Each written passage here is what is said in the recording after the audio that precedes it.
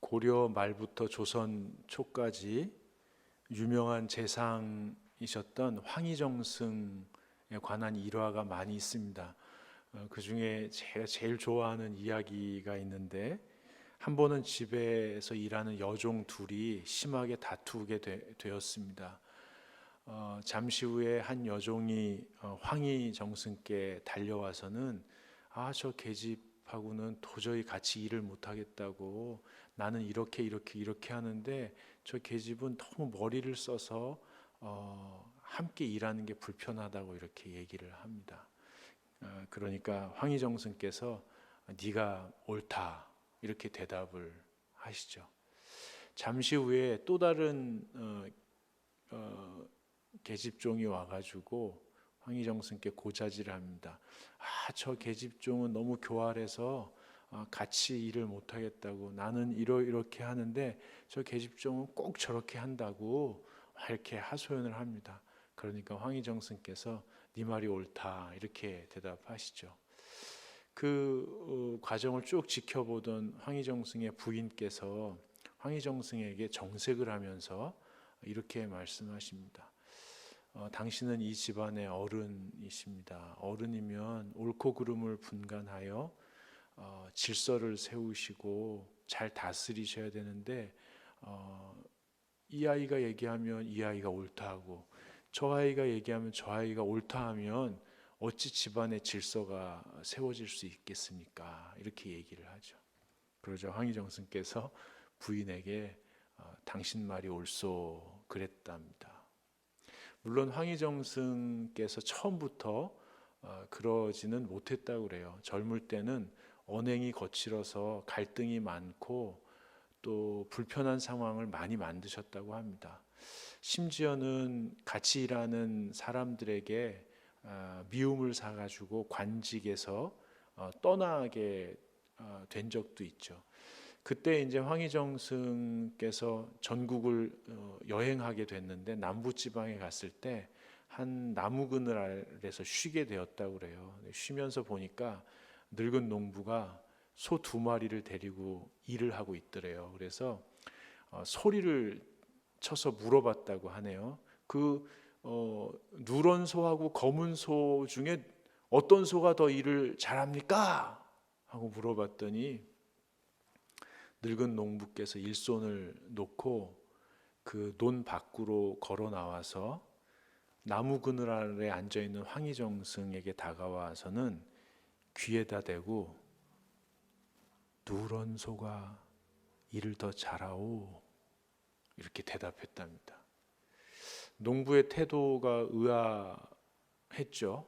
그래서 황희가 뭐 그 얘기를 하려고 여기까지 와가지고 그렇게 하냐고 이렇게 되물었다고 합니다. 그러니까 늙은 농부께서 검은 소가 들으면 기분 나쁠 거 아니오. 짐승이라도 그렇게 하면 안 되지 그러셨답니다. 그 후로 황희는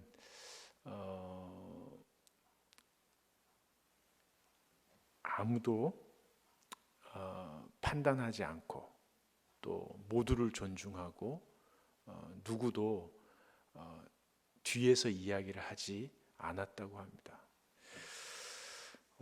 그렇습니다. 어른이란 옳고 그름을 판단하기 전에 모두를 끌어안는 사람입니다. 여러분, 뭐 역사가 발전하면서 겪을 수밖에 없는 일이지만, 안타깝게도 우리나라에서는 지금 진영 논리에 조금 빠져 있어서 서로가 서로에게 잘잘못을 가리고 손가락질하는 그런 경향이 있습니다. 저는 잘잘못을 따지기 전에 모두를 끌어안는 통합의 리더십을 발휘하는 지도자가 나올 것이라고 기대하고 있습니다. 그리고 우리가 볼 때는 부족한 부분이 없지 않지만 다음 세대 중에서 분명히 통합의 리더십을 발휘하는 훌륭한 지도자들이 많이 나타날 걸로 저는 믿습니다. 왜냐하면 하나님께서 우리 교회의 어린이, 청소년 그리고 청년뿐만 아니라 우리나라에서 자라나고 있는 다음 세대들을 그렇게 기르고 계시기 때문입니다. 사랑하는 여러분, 하나님의 품에 안기시기를 축복합니다. 하나님의 품에 안기셔서 모두를 끌어안을 수 있는 어른의 마음을 점점 더 품어 가실 수 있기를 축복합니다. 창세기를 한번 생각해 보세요. 창세기는 누가 더 옳은가를 가지고 갈등을 빚었던 형제들의 이야기로 가득합니다. 가인과 아벨 아시죠? 그들은 누가 신에게 더 기쁘게 받아들여지느냐에 대해서 갈등을 빚었습니다. 그러니까 세상 사람들이 볼 때는 이렇게 표현할 수 있어요. 누가 더 운이 좋은가? 천운이 좋은가? 이게 아주 중요한 요인이 되잖아요. 인생을 사는데. 근데 이들은 누가 하나님께 더 기꺼이 받아들여지는가를 가지고 갈등을 했습니다. 여러분 아시는 대로 가인은 하나님께서 동생 아벨의 제사는 받아주시고 자기가 드린 제사는 받지 않으시니까 화가 나서 동생을 돌로 쳐서 죽입니다. 그래서 가인은 그 죄로 말미암아 벌을 받아서 세상을 그 마음 둘 데 없이 몸 둘 데 없이 계속 유리방황하게 되죠. 그때 하나님께서 가인에게 한 가지 표를 주십니다. 왜냐하면 길거리를 계속 다녀야 되니까 사람들이 보고 저놈 동생을 돌로 쳐서 죽인 놈이야 하고는 함부로 대하다가 가인을 죽일 수도 있으니까 그렇게 하지 말라고 객사하지 말라고 표를 주시는 분이 하나님이십니다. 여러분 그런가 하면 야곱과 에서는 누가 장자인가를 가지고 갈등을 빚었습니다. 이 장자가 갖는 기득권이 있거든요. 그러니까 세상 말로 표현하면 누가 이 공동체에 기득권이 있는가 이걸 가지고 첨예하게 갈등을 합니다. 아시는 대로 야곱이 속임수를 써서 형의 장자권을 가로채죠.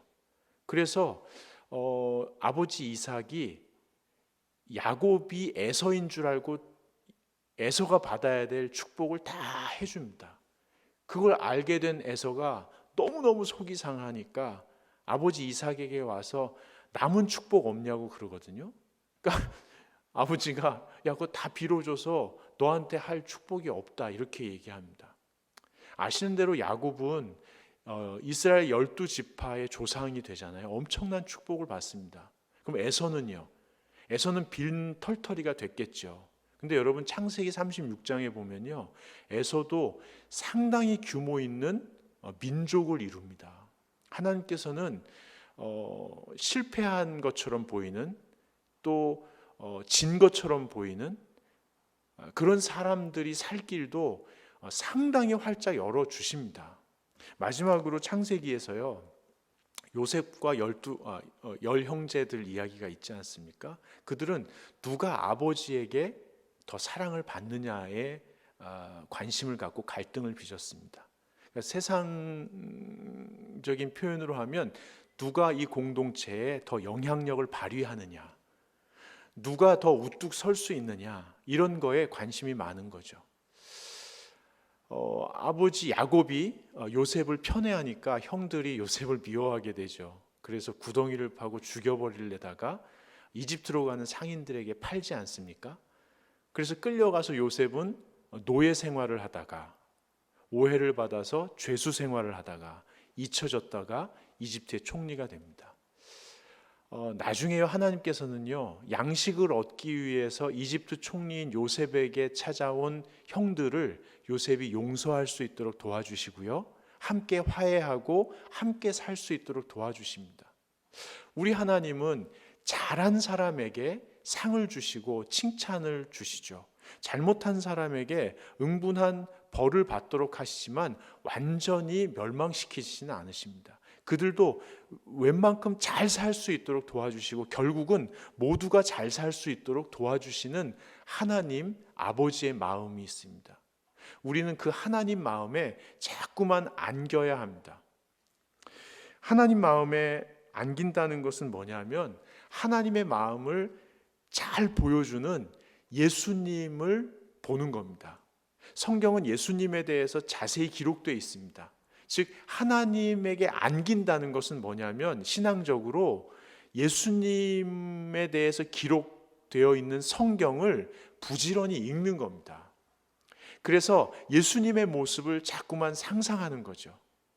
제가 그 묵상 단톡방에 이런 글을 여러분께 보내드린 적이 있습니다. 이 글을 쓰고 나서도 정말 우리 예수님 그러하시다. 제가 그런 생각을 했습니다. 제가 좀 읽어드리겠습니다. 성경에 기록된 예수님의 모습은 건강한 사람보다는 아픈 사람에게 관심을 더 가지시죠. 정신 차린 사람보다는 정신 나간 사람에게 관심을 가지십니다. 야, 너 정신 차려 그러잖아요.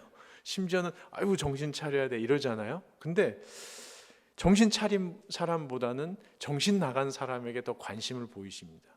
뭐 그렇다고 여러분 보고 정신 나가라는 건 아닙니다.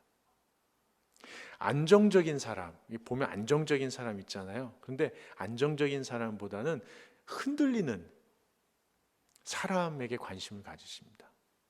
권위 있는 사람보다는 권위 있는 사람 있잖아요. 근데 힘없는 사람에게 관심을 더 가지십니다.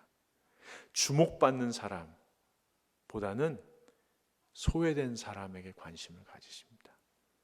존중받는 사람보다는 무시당하는 사람에게 관심을 가지십니다. 주님께서 어디 가시면 꼭 그 사람 곁에 머무십니다. 그래서 말이죠. 중심에 서서 주목받는 것을 좋아하는 사람, 중심에 서서 주목받는 게 익숙한 사람은 예수님을 상당히 못마땅하게 여깁니다. 그래서 모든 사람이 손가락질하고 당장 돌로 쳐서 죽여도 괜찮아 라고 여겨지던 세리와 창기들, 이 죄인들과 예수님이 너무 가깝게 지낸다고 막 바들바들 떨면서 막 이를 가는 장면이 성경에 많이 나옵니다. 오늘 본문 앞부분에 보면 누가복음 15장 2절이 있어요. 성경을 다 펼치시고 누가복음 15장 2절을 한번 보시죠. 거기 한번 같이 읽겠습니다. 바리새인과 서기관들이 수군거려 이르되 이 사람이 죄인을 영접하고 음식을 같이 먹는다 하더라. 이 짧은 내용이지만 보통 그 당시에 존중받고 중심에 서서 주목받던 종교 지도자들이 예수님에 대해서 어떤 태도를 취하는지가 그대로 나오죠. 수군거린다는 거예요. 수군. 그리고 죄인을 영접했다는 거예요. 죄인을 마음으로 깊이 받아들였다는 거예요. 그 영혼을 받아들였다는 거예요. 그리고 음식을 같이 먹는다. 완전히 친구가 된 거예요. 가족이 된 거예요. 그러니까 그들과 동료가 됐다 하고 수군거린 거죠. 여러분, 그렇다고 예수님이 그 사람들 있잖아요. 중심에 서서 주목받는 게 익숙한 사람들을 싫어하거나 무시하시진 않으셨어요. 그래서 오늘 그들에게도 하나님의 마음이 정말 어떤 건지에 대해서 설명해 주시죠. 세 가지 이야기를 하시는데요. 오늘 본문 읽은 거에 앞부분에 보시면 3절부터 7절까지의 그 잃은 양 비유 이야기가 나와요. 이거는 99대 1 이야기입니다. 여러분 기억하세요. 99대 1 이야기. 예수님이 뭐라고 하시냐면요. 어떤 목자가 양 100마리를 친다는 거예요. 그 중에 한 마리를 잃어버린 거죠. 그러면 이 목자가 어떻게 하냐면 99마리를 들에 두고 한 마리를 찾아서 가지 않겠냐는 거예요. 근데 언제까지 가냐면 찾을 때까지. 그래 찾으면 등에다 짊어지고 집으로 돌아온다는 거예요. 그리고 너무 기뻐서 친구와 이웃을 불러서 잔치를 베푼대요. 그러니까 이게 경제 논리하고는 안 맞는 거죠. 어떻든 그게 하나님 마음이라고 말씀하신 다음에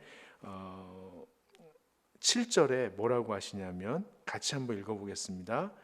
내가 너희에게 이르노니 이와 같이 죄인 한 사람이 회개하면 하늘에서는 회개할 것 없는 의인 99으로 말미암아 기뻐하는 것보다 더하리라. 이 얘기를 들으면서 바리새인과 사두개인 중에 저는 일부 소수가 그런 생각했을 것 같아요. 아, 세리와 창기가 이른 양이구나. 예수는 다 계획이 있구나. 저들을 회개시키려고 친구가 됐나 보다. 이런 생각을 하는 사람이 있었을 수 있을 것 같아요. 하지만 대부분의 바리새인과 서기관은 여전히 이렇게 생각했을 것 같아요. 아무리 그래도 그렇지. 어떻게 저런 종자들과 어울려? 그러면 물들지 않겠어? 물드는 거지. 그리고 저것들이 요즘 요즘 뜨는 선생인 예수와 함께 어울려 다니면서 뭐 지들이 대단한 뭐가 된 것처럼 기고만장하고 뭐 이렇게 들떠서 저러고 다니잖아. 그리고 99마리를 들에 두고 가면 어떡해? 한 마리만 중요해? 이런 생각을 했을 것 같아요. 그래서 그런지 예수님께서 더 얘기를 진행해 가십니다. 두 번째 이야기는 오늘 본문 앞부분에 8절부터 10절까지 나와 있어요. 9대1 이야기입니다. 99대1이 아니라 9대1 이야기. 뭔가 좀 좁혀오는 느낌이 드세요? 어떤 여자가 동전 10개 중에 1개를 떨어뜨렸대요. 그러니까 그 여자가 등불을 가지고 와서 구석구석을 살피면서 잃어버렸던 동전 하나를 찾는 거죠. 너무 기뻐가지고 친구하고 이웃을 불러서 뭐 잔치를 베푼다는 거예요. 그리고 예수님께서 이렇게 말씀하세요. 10절인데요. 10절 한번 또 같이 읽어보겠습니다. 내가 너희에게 이르노니 이와 같이 죄인 한 사람이 회개하면 하나님의 사자들 앞에 기쁨이 되느니라. 기쁨이 되는 거예요. 이 기쁨은 경제 논리로 종교 생활 논리로 따질 수가 없는 거예요. 이 기쁨이 하나님의 기쁨이라는 거예요. 한 영혼에 잃어버린 한 영혼에 대한 기쁨. 바리새인과 서기관들이 그 이야기를 들으면서 그렇지. 사람이라는 게 주머니에 있는 동전보다 떨어뜨린 동전에게 관심을 가질 수밖에 없지. 이게 뭐 본능적으로 확 몸이 구부러지잖아. 맞아. 그 불을 밝히고 나도 전에 그랬거든. 어두운 쪽에 혹시 거기 떨어져 있나 막 살피지. 하나님께서 어둠 속에서 방황하는 저 세리와 창기들에게 불을 비추신다는 의미인가 보다. 예수가 자기가 불이라는 건가? 불을 비추러 온 선지자라는 건가? 하기 그들에겐 불이 필요해. 빛이 필요하지. 이런 생각을 했을 수도 있어요. 근데 예수님께서 조금 더 깊이 들어가십니다. 오늘 본문의 이야기입니다. 이건 1대1에 대한 이야기입니다. 확 다가오는 거죠. 99대1, 9대1, 1대1. 어린이 설교에서 들으셨겠지만요. 여러분, 한 아버지에게 두 아들이 있는데 큰아들은 성실하고 사려 깊어서 아버지 마음을 살피고 집안일을 부지런히 돌보는 사람입니다. 좋은 사람이죠. 둘째 아들은 도전적이고 호기심이 많아서 세상에 마음을 두고 응치를 들썩들썩하는 그런 사람입니다. 뭐 좋은 사람이죠. 어느 날 둘째 아들이 아버지에게 부탁을 하죠. 아버지, 재산을 중에 제 몫을 주십시오. 그러니까 아버지께서 재산을 작은 아들에게도 주고, 여러분 잘 보셔야 됩니다. 큰 아들에게도 줬습니다. 나누어 줬습니다. 이제는 둘이 알아서 하는 거죠. 며칠 동안 재산을 현금화해서 둘째 아들은 떠납니다. 그리고 첫째 아들은 아버지 곁에 남기로 하죠. 둘째 아들은 먼 나라로 떠나서 허랑방탕하게 살다가 다 떨어지고 거기에 흉년이 들고 뭐 경제 활동도 침체되고 그러니까 돼지를 이렇게 치는 아르바이트를 하는데 급료가 뭐냐면 돼지가 먹는 열매를 먹는 게 그게 월급이었어요. 근데 그것까지 먹기 어려워지니까 이런 생각을 하죠. 아버지 생각이 나는 거예요. 바닥에 떨어졌을 때 아버지 생각이 나잖아요. 우리 아버지 집에는 품꾼도 배불리 먹었었는데, 야, 우리 아버지 집 품꾼 되는 게 낫겠다. 이렇게 생각합니다. 그 20절에 보시면 그래서 아들이 일어나서 돌이켜 집으로 가게 되거든요. 한번 같이 읽어보겠습니다. 20절. 이에 일어나서 아버지께로 돌아가니라. 아직도 거리가 먼데 아버지가 그를 보고 측은히 여겨 달려가 목을 안고 입을 맞추니 일어나 아버지께로 돌아가니라. 전 이 말씀이 참 좋습니다. 이라돌. 일어나 아버지께로 돌아가니라. 이라돌. 이 이라돌의 역사가 저와 여러분에게 일어나기를 바랍니다. 사실은 우리가 이건 좀 빗나간 얘기이긴 하지만 우리가 날마다 작은 아들처럼 살 때가 있잖아요. 또 작은 아들과 같은 마음, 돼지 시험 열매를 먹으면서 돼지 우리에 주저앉아 있는 것처럼 느껴질 때가 있잖아요. 근데 그때마다 아버지를 생각하는 거예요. 아버지를 생각하면 이라돌의 역사가 일어납니다. 일어나 돌이켜 아버지께로 아버지께로 가니라. 이라돌. 작은 아들이 집 나간 이후로 매일매일 아버지는 돌아오기를 바라면서 마을 어귀에 서서 기다리셨던 것 같아요. 너무너무 초라하고 삐쩍 마르고 남루해진 모습으로 오는데 아버지가 아들을 알아보는 거예요. 아버지는 아들을 알아보는 거예요. 그리고 달려가서 와락 끌어안아 주시죠. 이게 아버지 마음입니다. 왔을 때 잘해주는 게 아니고요. 오기 전에 우리가 아직 죄인 되었을 때 그리스도께서 우리를 위하여 죽으심으로 하나님께서 우리에게 대한 자기의 사랑을 확증하셨느니라. 로마서 5장 8절 말씀이죠. 우리가 잘 차려입고 돌아왔을 때 잘해주시는 게 아니고요. 날마다 기다리시는 거기까지 다 아버지의 마음입니다. 맞죠? 아들은 아버지를 떠났지만 아버지는 한 번도 아들을 떠난 적이 없으신 거죠.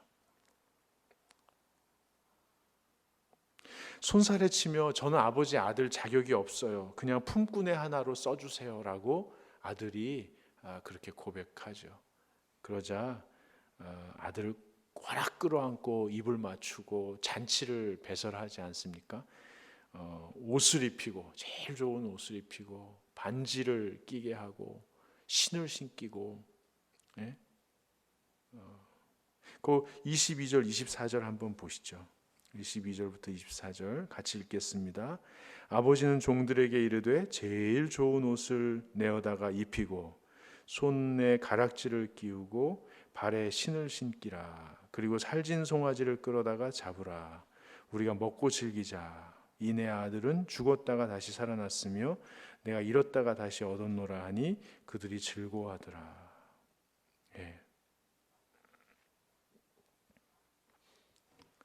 돈 많이 줬는데 벌써 다 썼냐? 도대체 어디서 살다가 이 꼴이 됐냐? 오랜만에 오면서 빈손으로 왔냐? 왜 이렇게 거지꼴로 왔냐? 동네 사람 보기 창피하다. 너희 형은 오늘도 밭에 나가서 지금까지 못 돌아왔다. 넌 형하고 왜 이렇게 다르니? 아무 말씀도 않고 묻지도 않고 와락 안아 주시죠. 그리고 옷 입히고 반지 끼우고 신신 끼고 그게 뭐냐면 내 아들로서 내 자녀로서 부족함이 없다는 것을 드러낼 때 하는 겁니다.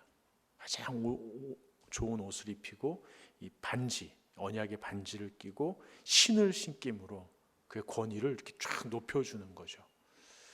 넌 품꾼이 아니다. 눈치 볼 사람이 아니다. 너는 나의 사랑스럽고 자랑스러운 나의 자녀다라고 선언하는 장면입니다. 왕으로 세울 때 하는 그 제왕 할 때 하는 그런 예식과 똑같습니다. 그러니까 하나님 앞에 우리는 왕 같은 제사장이요 거룩한 백성으로 이렇게 딱 일으켜 세워 주시는 겁니다. 반면에 하루 종일 밭에서 일하다가 돌아오는 큰 아들, 집 나간 작은 아들 때문에 늘 저녁마다 마을 어귀에 나가 계신 아버지, 그 아버지의 그런 모습, 그 등짝을 이렇게 바라보면서 모든 하인이 조심조심하고, 그래서 집안 분위기가 늘 차분하다 못해 좀 이렇게 가라앉은 상태로 지금 몇 년이 지났는데 노랫소리가 들리고 춤추는 소리가 들리니까 의아한 거죠. 그래서 종을 불러서 물어보니까 글쎄 동생이 돌아와서 아버지가 잔치를 배설하셨다는 거예요.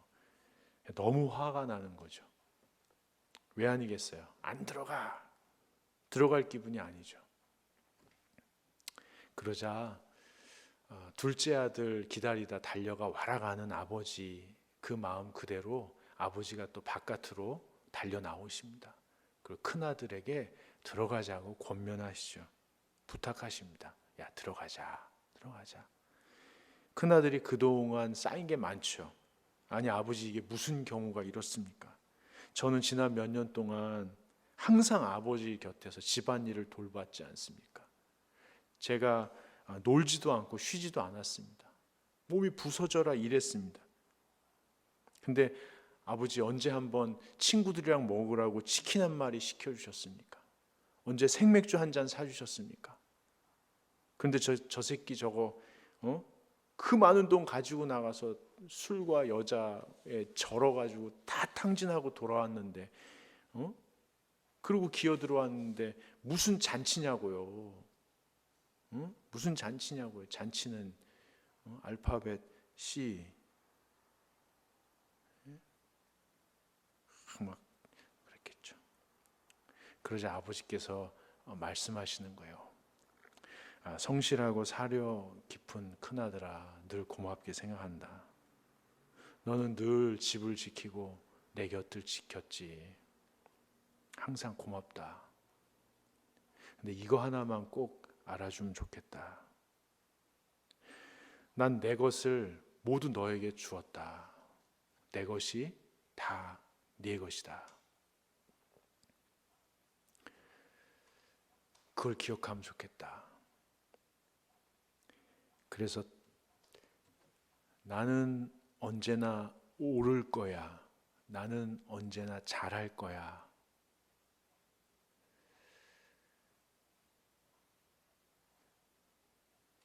그런 마음으로 긴장했던 것을 좀 풀면 좋겠다. 좀 편안하게 지내면 좋겠다. 떠났던 동생이 돌아와 품꾼이 되겠다고 하더구나. 그래서 내가 일으켜 내 품에 안아줬다. 너도 이제 내 품에 안길 수 있으면 좋겠다. 예수님께서 집으로 돌아온 둘째 아들 이야기를 마치시자 바리새인과 서기관들이 아마 혼란스러웠을 겁니다. 누가 잃어버린 양이지? 누가 잃어버린 동전이지? 아버지 품에 안겨야 할 아들이 누구지? 아마 멍했을 겁니다. 그렇습니다. 하나님께서는 성전 중심으로 율법을 지키며 살아가는 바리새인, 서기관, 대제사장, 사두개인 이런 사람들도 끌어안고 싶어 하시고, 또 성전을 떠나 율법을 지키지 못하고 세상에서 죄 가운데 살아가는 죄인과 창기도 끌어안고 싶어 하십니다. 살다 보면 나와 달라도 너무 다른 당신이 있죠. 나와 달라도 너무 다른 당신. 가정에도, 교회에도, 일터에도, 사회에도, 세상에도 어디든 그런 나와 다른 당신이 있습니다. 아무리 생각해도 너무한 당신이죠. 양보하고 품으려 해도 도저히 잘 안 되는 당신이 있습니다. 잘 안 맞으니까 기분이 별로 안 좋고 마음도 몹시 상하고 지치게 되죠. 할 수 없습니다. 아마 상대방도 마찬가지겠죠. 나를 보면서 야, 뭐 저런 사람이 다 있담. 그에게 나는 너무 다른 당신이겠죠. 그럼 할 수 없습니다. 그럼 할 수 없습니다. 무조건 내 편 들어주시는 그 하나님을 생각해야 합니다. 옳고 그름을 따지시기 전에 와락 안아주시는 하나님을 기억해야 합니다. 아, 나한테 그 하나님이 계시지. 이 아이는 내가 사랑스러워하고 자랑스러워하는 나의 자녀다라고 온 세상에 소리치시는 그 하나님을 생각해야 합니다. 성경을 통해 하나님 모습을 상상하고 성경을 통해 예수님이 어떻게 하시는지를 기억하고 기도하면서 내 마음과 생각이 좀 쉴 수 있도록 예수님의 보혈로 덮어주시도록 성령으로 기름 부어주시도록 주님 앞에 좀 머물 필요가 있습니다. 마음이 조금 편안해지거든요. 그럼 좀 편안해집니다. 그 길밖엔 거의 없을걸요. 마음이 좀 편안해지면 상대방도 하나님 품에 안겨있는 사람이라는 사실을 한 번쯤은 생각해 볼 필요가 있습니다. 옳고 그름을 따지느라 고단하게 지쳐있는 자기 생각에게 자기가 이렇게 좀 말해야 합니다. 잠깐 가만히 있어라. 이렇게 잠깐 가만히 있어라. 그러면 생각이 영혼의 지시를 따를 때가 있거든요. 근데 좀 강력하게 말하면 따릅니다. 내 영혼아 찬양하라. 근심 걱정하지 말아라. 이렇게 성경에도 이렇게 명령하는 게 있잖아요. 하나님의 권위를 힘입어 명령하는 거. 그때 생각과 마음과 몸이 거기 순복하게 되죠. 그래서 주님의 품 안에 안겨 있는 사람에 대해서 나와 너무 다른 당신에 대해서 옳고 그름을 이렇게 분별하느라 날카로워진 생각에게 가만히 있어도 괜찮아. 잠시 쉬어 하고 좀 얘기할 필요도 있습니다. 그리고 억지로라도 당신도 하나님께서 사랑스러워하시고 자랑스러워하시는 존재입니다. 라고 속으로 이렇게 말하십시오. 마음이 그래서 더 편안해지면 아마 거의 편안해져요. 조금.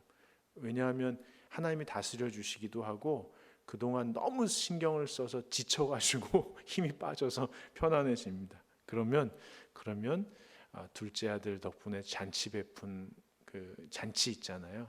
그것처럼 맛있는 거 드시고 또 마시고 좀 쉬고 그러면 우리가 마음이 좀 나중에 조금씩 넓어집니다. 그래서 어른의 마음을 갖게 되죠.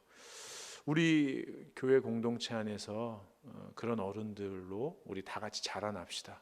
그래서 그 마음의 울타리 안에서 우리 다음 세대, 우리 자녀들이 그런 어른의 마음을 닮아가는 그런 지도자로 자랄 수 있기를 축복합니다.